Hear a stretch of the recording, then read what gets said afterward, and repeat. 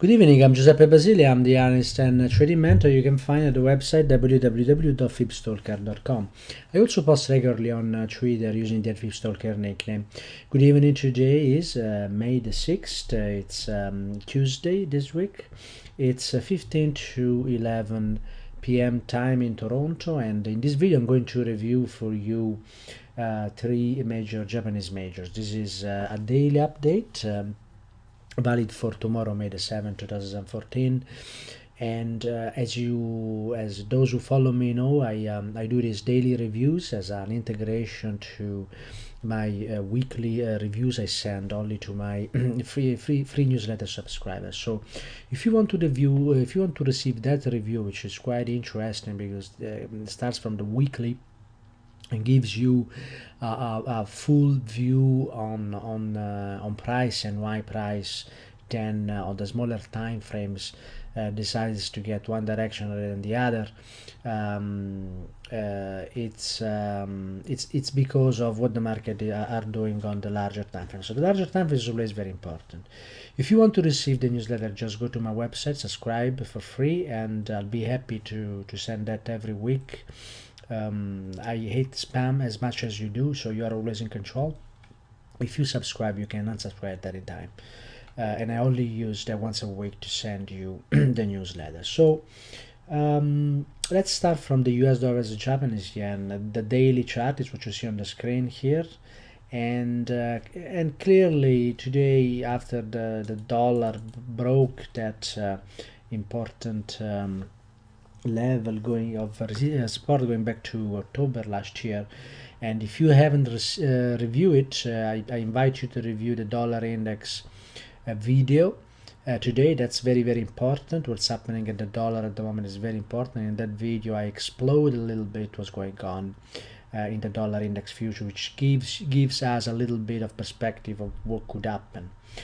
When it comes to the Japanese yen daily chart that you see on the screen now, in the last few days I mentioned that the market actually reached a target at the same, which was within this area of resistance, and then there was profit taking. And I'm going to show you this sequence of measure move here, which is very clear and simple. And from lows to highs here, after testing the first time the area of resistance at this 102.70 area here, the market came down into 102.02, and actually it's not easy to see here, but actually price went right into that first target 103.05, which lines up with this 61.8% line here. But the target was it with a small front run here, but that level of failure was never pierced. So once that happened, we always go for the next measure move, and next measure move failed. As we can see here, price broke below this 102.36, 102.35 here, and then the last level before I said we would actually retest the level of support was 101.95, and actually that happened even not today but yesterday. Yesterday we pierced 101.96, and then that meant basically that we would actually retest this important area of support. And this area of support is very important, and what happens if we break that level? Well, we are in a sequence of measure move here. So if we break that 162.61 on the downside here, which is this red line here, well, this market is surely going to see all the way halfway back into the lows, important lows in June last year, to highs we had at the end of 2013, and we're going to retest this 99.60. So make no mistake about it. If all the participants start giving up here, they didn't do it, as you can see so far. They didn't give up. So it also depends on what the dollar index is going to do, of course, right? That's an important part of the story. But we take a market one at a time. I mean, I'm not going to do any consideration on this market that are only related to what the dollar may or might not do.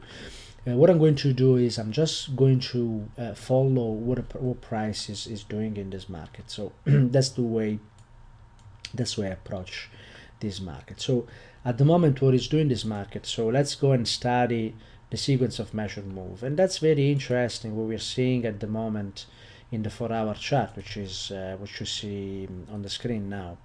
And we could make the case that this extension short has been playing here, although not cleanly, but 102, the area of resistance starts at 102.14, clearly worked, and price never went above 102.22, 23 here.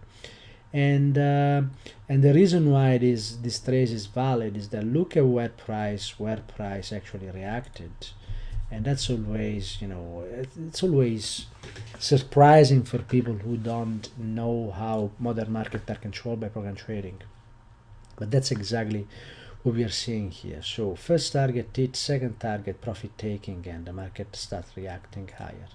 Now, if this is an extension, you would say yes. I mean, the next measured move in the extension failed, so to me that's a confirmation of support. Fair enough. That's a very aggressive way of looking at this, but it is what it is. So even an entry at these levels with a stop below lows would be, has the potential to actually offer a free risk trade here.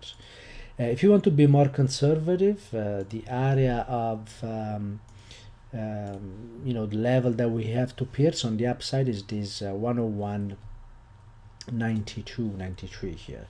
The problem is that then we get too close to the actual all-do halfway back here. So that my fear is that then, I mean, it's not possible to get a free risk trade before we get into this area of resistance. So I'm always very mindful about risk. This is a game that you win in defense, not in offense, and so you can give a try to this with a very small risk, maybe less than 1% for sure, maybe less than 0.5% here with a stop below lows, and see whether we can get a free risk trade here, and then we see, because once we have a free risk trade, that's our job as a trader is finished on this pair, and we just need to look for the next opportunity and let the market play itself, because we cannot control the markets. It's rather the opposite. The market control us.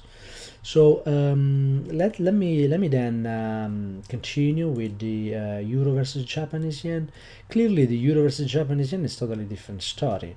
Of course, all these markets are moving lower, but clearly the euro compared to the dollar and compared to a number of other pairs is actually stronger, definitely stronger than the US dollar. So while the actually the US dollar is versus Japanese yen is already retesting the equivalent of this 140 level, we can see that that's not the case for the euro versus Japanese yen. So of course that could still happen. What the euro versus Japanese yen is actually trading, and trading again this area of support 41.35, tested once, twice, 3 times. Maybe we are going to retest it again. So see, I mean, there is not really a lot of structure here, because we know that in the longer time frame on the daily we are within this triangle, but now we have a triangle within a triangle, and the reason for that is that, again, how do we actually identify an area of lateral movement? Here the bulls they fail because price moves below 41.54, and then bears fail too after that, and as you can see here, because they are not able to keep price below this 141.97, 98. So We are moving in a lateral move on top of a support within a lateral move on the daily time frame on top of a large, even larger support. So is this market bearish? I wouldn't say so. I wouldn't say just yet. So again, I mean, if we pierce the 141 and 140.99, 98 here on the downside, then again we're gonna test this 140 level, all important 140 level, and that's what we have to anticipate for this market. Moving to the pound versus Japanese yen. Same situation here. This market is a little bit stronger. Again, I mean, there is this formation that is common to all the Japanese majors here, and this market is just moving laterally, so it might be ready to break out, or we could see actually, you know, a retest of this important level, which is the 170.45, which is a very important level for this formation. So if we get into this level, there's a possibility, if the sequence of measure move into this level fails, to reverse and continue higher. And this is it for these markets. I hope this is useful. I wish you a very good evening, a great continuation of the trading week. It's very interesting to learn what is going to happen with the dollar index, so I suggest you review my video on the dollar index as well. I wish you a very good evening, and thank you for sticking around and watching this video. Bye bye now.